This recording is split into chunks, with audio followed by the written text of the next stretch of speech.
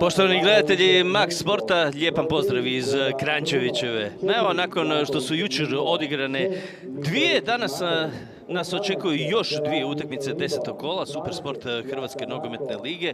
Krenuo je taj drugi krug prvenstvene sezone i pred nama je susret između Rudeša i Rijeke. Evo kako bi to trebalo izgledati što se tiče Rudeša. Kralj na vratima, Matić, Pavlović, Pavlek, pa onda tu Latković, Pasariček, Srbljinović, Tomečak, Pešić, Petković i Špeljak. Glavni sudac Dario Bel, njegovi pomoćnici Dino Knez, Ivan Janić, četvrti sudac i Antonio Škobić, dok će u VAR sobi biti Patrik Kolarić i Ivan Starčević.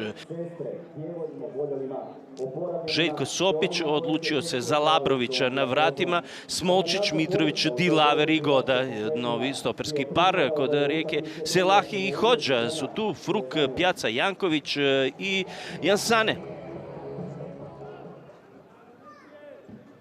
Pešić u 16 metara i kakva je ovo bila prilika, udarac tamo Pasaričika, obranio je Labrović u drugoj minuti. Labrović brani u drugoj minuti. To su te situacije za kojima može i inače žaliti Rudeš tijekom sezone. Janković neće proći ovo dodavanje prema Jansaneu.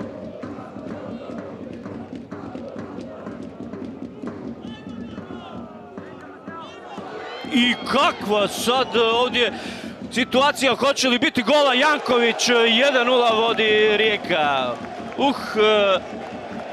Kako je Rudeš primio ovaj pogodak.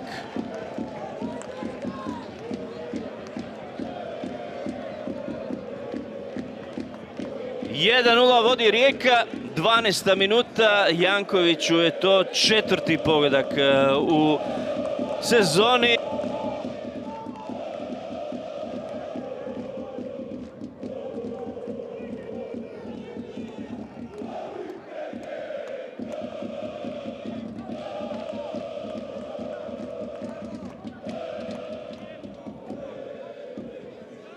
I sad se traži Jansane. Jansane je tu sam na desnoj strani. Dvojica igrača Rijeke, trojica su tu na 16 metara. Na kraju uputio udarac Hodža, ali završilo u rukama Kralja. Špeljak dolazi, Petković po lijevoj strani, Petković na rubu 16-terca, Špeljak, evo povratne lopte, Pešić blokiran, još uvijek pokušava i na kraju je to očistila obrana Rijeke. Fruk, nešto na nekih 10-11 metara i onda iz okreta probao ovako Pjaca.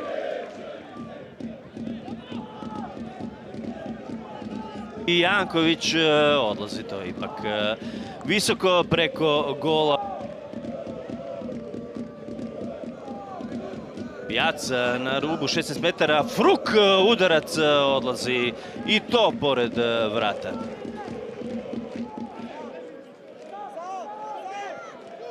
Fruk puca, brani Kralj. Rijeka uzima loptu, ide sad pokušaj tu Pašalića, naprijed mu je Ivanović, Ivanović u 16 preko gola.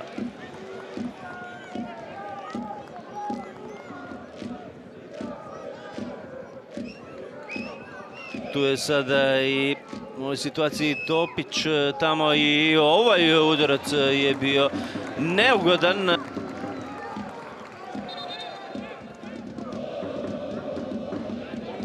Nova duga lopta tamo za Ivanovića. Ivanović je u 16. Ivanović i 2:0. 2:0 vodi Rijeka, 76. minuta.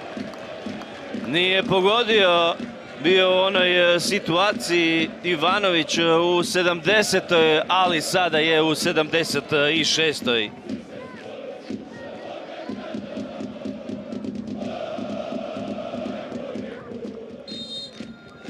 VAR kaže da je bilo zaleđe.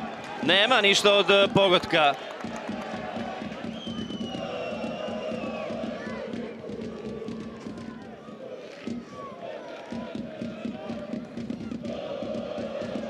Oduzeta lopta i evo sada nove prilike i evo gola.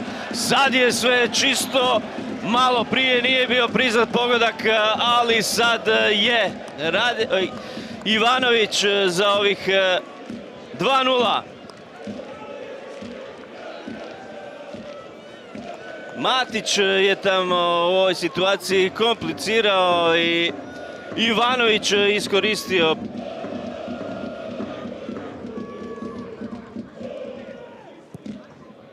Labrović, nije bila jednostavna lopta, ali riješili su to Riječani i tamo sad se otvara nova mogućnost. Gota preko gola, to ide. Lopta ide u 5 metara i evo gola! Evo pogotka, tamo je Pavlek, čini mi se, bio najviše u skoku i postigao pogodak za smanjenje prednosti.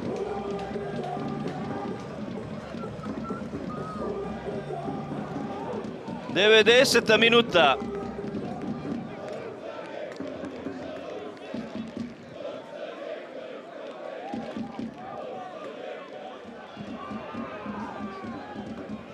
Skače Simović i to je na kraju kraj susreta. Označio je u ovom trenutku Dario Bel kraj dvoboja. Rijeka je došla do pobjede od 2:1. Još jedan poraz u nizu. Dobar ulazak u utakmicu, mrtva šansa Pasaričeka, Labrović odlično brani i na kraju dogodi nam se to što nam se dogodi kod oba primljena gola. Imamo 1:0 praktički bez šanse Rijeke, do tada primamo gol kakav smo primili. Nakon toga držimo stabilno, ne divljamo, nismo htjeli se otvarati jer znamo da je Rijeka jako opasna na širokom i prostoru, kad imaju dosta prostora slobodnog iza naših leđa. Jednostavno držali smo to stabilno 0:1, dogodi nam se drugi gol, opet nije baš za komentiranje. Prvi i drugi, znači doslovno sami smo sebi zabili oba gola protiv Rijeke i protiv puno ekipa koje su imaju dosta više, dosta manje kvalitete od Rijeke bi teško do bodova danas. Znači sami sebi smo zabili praktički 2 gola, na kraju smo zabili gol u 4-5 minuta prije kraja, jednostavno nije bilo snage više ni vremena za nešto više napraviti. Dobro, danas je bilo najvažnije dobiti utakmicu, pošto je cijela Hrvatska već upisala 3 boda. Baš sam ozbiljno razmišljao da ostanemo u Rijeci, jednostavno da se okupamo svi zajedno, jer svi su rekli to je gotovo. Utakmica teška, Ruiš je otvorio sa vrhunskom šansom utakmicu, Labrović nas je spasio, treba realno reći. Nakon toga smo uspjeli grešku golmana Kralja iskoristiti i poslije još jednu grešku stopera, makar se ne mogu oteti dojmu da smo malo bili prisebniji, odnosno da smo ispoštivali igrača u boljoj poziciji, da smo drugo poluvrijeme mogli riješiti i zatvoriti utakmicu puno ranije.